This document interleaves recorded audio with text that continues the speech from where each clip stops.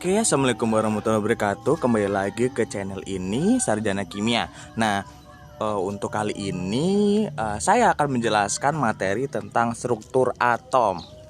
Nah, setelah kemarin kita mempelajari tentang teori-teori atom dari mulai Demokritus, hipotesis Demokritus sampai ke Bohr. Nah, nanti juga akan saya jelaskan tentang mekanika kuantum atau mekanika gelombang dari atom tersebut gitu. Nah, yang pertama adalah struktur atom. Berarti kan suatu atom tuh pasti memiliki struktur di dalamnya. Contohnya kemarin kita bahwasanya di teori-teori atom menemukan bahwasanya adanya elektron, proton dan neutron yang berada di dalam atom gitu. Sedangkan untuk di inti yang mana di inti atom itu adanya proton dan neutron, sedangkan elektron yang mengelilingi membentuk lintasan yang disebut dengan orbital menurut teori Bohr gitu kan. Oke.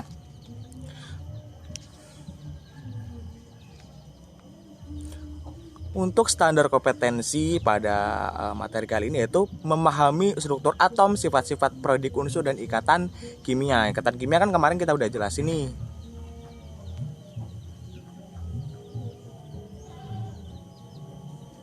Nah, memahami struktur atom berdasarkan teori atom Bohr. Nah, teori atom Bohr tuh yang kemarin tuh yang menyatakan bahwasanya ada lintasan nih suatu elektron tersebut yang mana dia mengelilingi inti yang mengandung proton dan juga neutron. Nah, pada saat mengelilingi inti tersebut pada lintasan dia bisa memancarkan atau menyerap suatu energi sehingga kedudukannya dapat berpindah-pindah lintasan dan dia masih mempunyai energi agar tidak jatuh ke dalam inti. Terus sifat-sifat unsur, bagaimana mungkin titik didihnya, terus bagaimana dia punya keelektronegatifan dan sebagainya, seperti itu.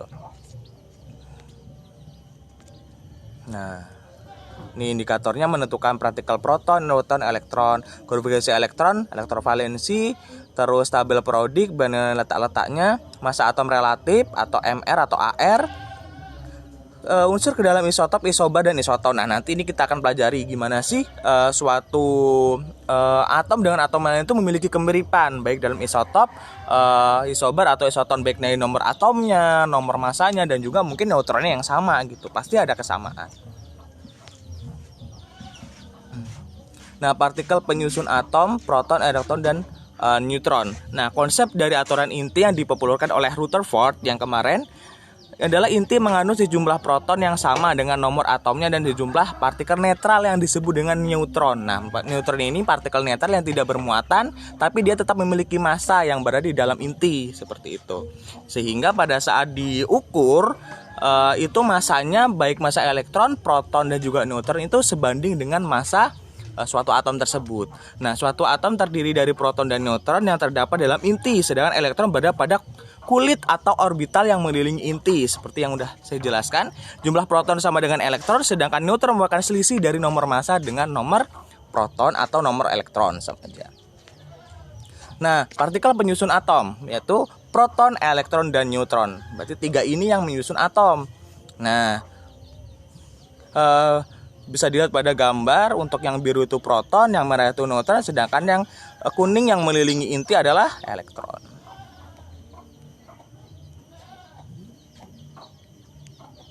Tuh, oke.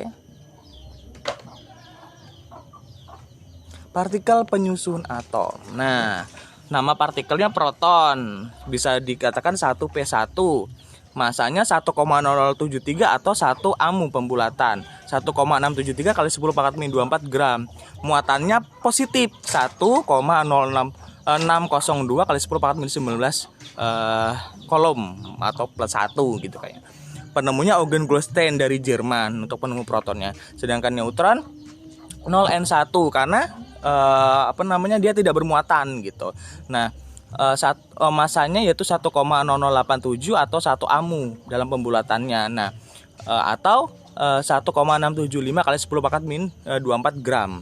Untuk muatannya 0 atau dia tidak bermuatan. Penemunya adalah James Chadwick seperti yang saya sudah jelaskan kemarin. Pada saat dia mengukur dari massa atom tersebut, ternyata untuk dari massa proton dan juga massa elektron ternyata tidak sebanding dengan massa atom tersebut. Maka adanya suatu partikel lain yang mungkin memiliki massa dan tidak bermuatan. Nah, elektron sendiri itu muatan negatif 1, masanya 0,000055 atau 0 amu dengan dalam bentuk gramnya 9,1110 kali 110 kali 10 pangkat min 28 gram. Muatannya negatif 1 atau min 1,0602 kali 10 pangkat min 19 kolom. Penemunya adalah J.J. Thomson, penemu elektron. Nah, secara umum dapat dituliskan ZX pangkat A. X adalah lambang atom, Z adalah nomor atom, sedangkan A adalah nomor masanya. Jadi nomor jumlah proton itu sama dengan jumlah elektron gitu. Sama dengan nomor atomnya juga. Kalau nomor massa itu jumlah proton ditambah jumlah neutron atau tadi yang jumlah selisihnya tadi.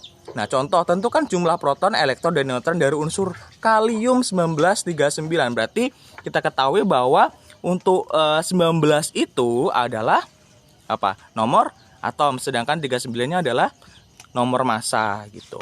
Nah, protonnya sama dengan nomor atom sama dengan 11, elektron sama dengan proton sama dengan 19. Nah, untuk neutronnya berarti massa, nomor massa dikurang proton atau dikurang elektron, 39 dikurang 19 sama dengan 20.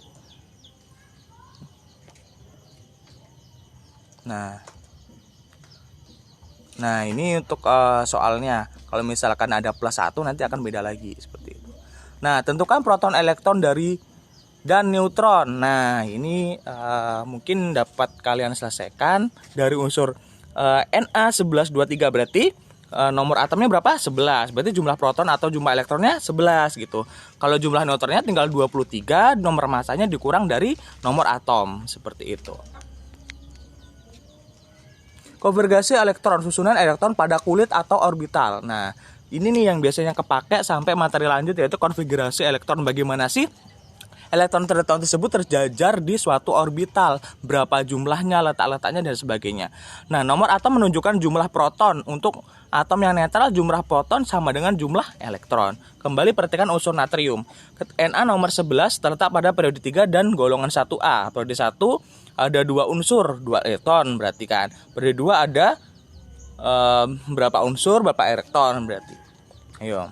Nah, maka konvergasi elektron unsur RNA 281. Kenapa? Karena harus memenuhi kaidah oktet dan duplet 281. Sedangkan kulit elektronnya KLM. Nah, karena dia nggak mencapai kulit F, maka cuma sampai KLM. Jumlah kulit 3 artinya periode ketiga, karena dia yang paling besar kulitnya, jumlah ketiga. Jumlah elektron valensi elektron pada kulit terluar artinya 1, misalkan 1 berarti golongan 1A. Kalau misalkan 2 bisa golongan 2A. Tapi hal itu akan berbeda pada golongan B. Seperti itu. Dengan memperhatikan tabel periodik, tentukan konfigurasi elektron dari CF, Mg, P, Ar, dan Ca. Ayo. Nah, untuk rumusnya 2N pangkat 2, N sama dengan kulit. Maka pada kulit K, N sama dengan 1. Ada 2 kali 1 pangkat 2. Karena kan N-nya 1. Berarti 2 kali N pangkat 2. Berarti 2 kali 1 pangkat 2 sama dengan 2 elektron. Sedangkan kulit L, 2 kali N-nya ada 2. Berarti 2 pangkat 2, 4. 4 kali 2, 8. Berarti kulit M, berapa? 3 kali 3 berapa? 9. Berarti 9 kali 2, 18. Berarti ada 18 elektron untuk di kulit M. Seperti itu. Nah, ini contoh konfigurasi unsur AS pada nomor 33. Berarti 2, 8, 18, 5. Berarti kulit terluarnya ada 5. Nah, dari konfigurasi elektron tentunya dapat juga ditentukan periode dan golongan. Berapa sih periodenya, berapa sih golongannya gitu. Kalau periode biasanya dia yang jumlah paling besar. Berarti dia periode berapa. Sedangkan kulitnya untuk biasanya kulit terakhir. Maka dia akan masuk ke golongan berapa gitu. Seperti itu. Nah, sekarang masuk ke isotop, isobar, dan isoton. Isotop, penemunya adalah J.J. Thomson, bahwa dari atom yang sama dapat mempunyai massa yang berbeda. Disebut dengan isotop. Nomor atom yang sama berarti massanya berbeda. Contohnya 10Ne20, 10Ne21, dan 10Ne22. Nah, kan masing-masing 10 nih nomor atomnya, tapi massanya yang berbeda 20, 21, dan 22. Itu namanya isotop. Jadi memiliki kecenderungan nomor atom yang sama tapi nomor massa yang berbeda. Kalau isobar, nah unsur dengan nomor massa yang sama disebut isobar. Nah kebalikan dari isotop, sekarang nomor massa yang sama. Tadi kan nomor atomnya yang sama. Contoh 6C13 dan 7N13. Nah massa atomnya sama-sama 13. Sedangkan untuk yang nomor atomnya beda 6 sama 7 gitu. Nah untuk isoton jumlah neutron sama. Nah neutron tadi kan dikurangkan dari nomor massa, dikurang nomor atom, atau dikurang elektron, atau dikurang proton. Nah seperti ini. Jadi contoh 7N14 sama 8O15 gitu kan. Berarti neutron N14 kurang 7, 7, 15 kurang 8 untuk yang O 7 juga. Jadi sama gitu. Nomor massa atau nomor atom relatif yang ada dalam termodinamik pada umumnya adalah massa atom yang stabil atau banyak yang terdapat di alam. Lembak. Nah, ini bisa dikerjakan. Nah, ini kan kita lihat dulu yang 11Na24 sama 12Mg24. Berarti yang sama nomor massanya, berarti dia termasuk isobar gitu. Kalau yang O sama F, ayo ini apa?